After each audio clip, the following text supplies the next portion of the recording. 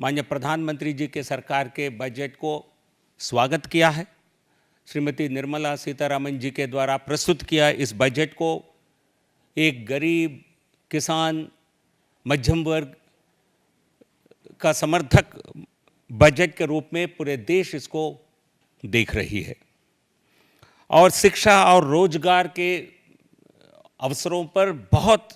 Special ध्यान दिया गया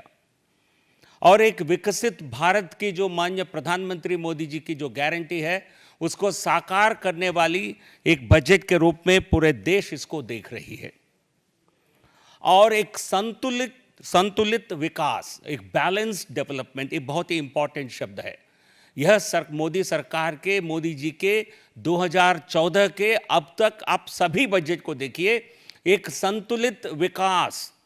और पिछड़े राज्यों को विशेष ध्यान देने की बात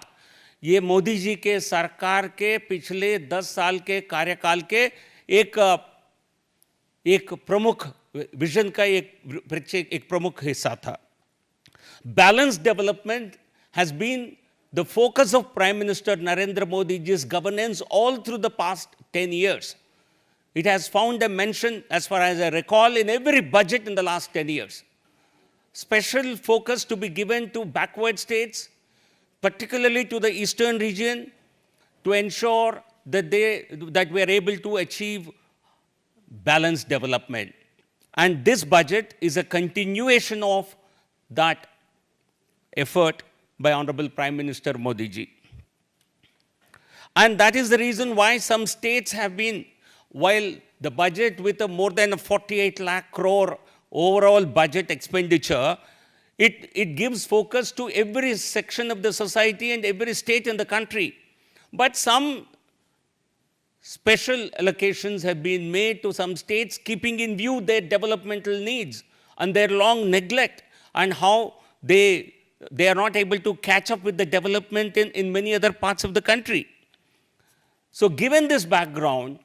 the Congress and India alliance's opposition to the budget, it actually reveals their political frustration and it shows their negative attitude towards some backward states which need special development, special focus. ये कांग्रेस और इंडी गठबंधन के द्वारा जो budget की जो आलोचना और जो बजट का विरोध किया जा रहा है, यह उनकी